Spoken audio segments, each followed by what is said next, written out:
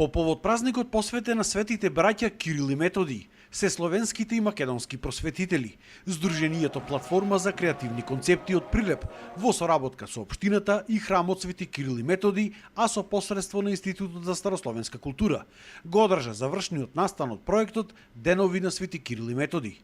Проектот скоро еден месец вклучуваше 3 работилници од областа на македонскиот јазик, историјата и ликовната уметност, со ученици од 7 и 8 одделение, преку кои работилници се потенцираше значењето на светите Кирил и Методи, кои што тие го имаат како во Македонија, така и во регионот. Учествува ученици од сите основни училишта во градот Прилеп, заедно со тројца ментори, односно професорката Емона Јовановска, професорот Александра Джинго и професорот Горијан Василевски. Бе поделени во 3 групи, по група на пишување и читање, група за ликовна уметност и група за историја.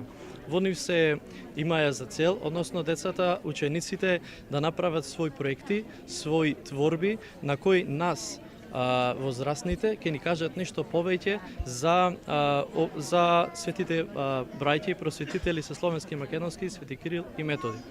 Овој проект, целта на овој проект е младината повторно да ја вратиме во црквите, односно да ги научиме дека црквите всушност не се само место за молитва, односно се особено место за молитва, но се исто така и дом, како дом Божи, така и дом нивни.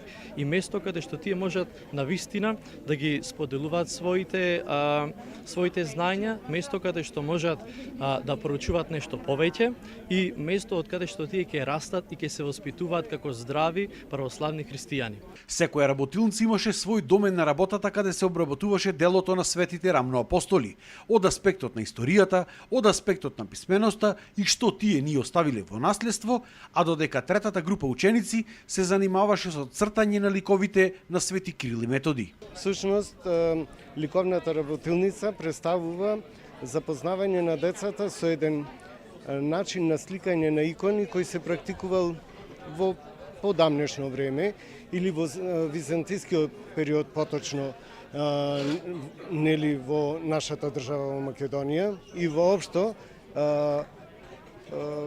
како еден така речи ненаметлив тренд кој треба да се запази, за што е карактеристичен за начинот на сликање на иконите по пат на осветлување. Односно се нанесува првин темната површина и постепено се осветлува, која има теолошко значење.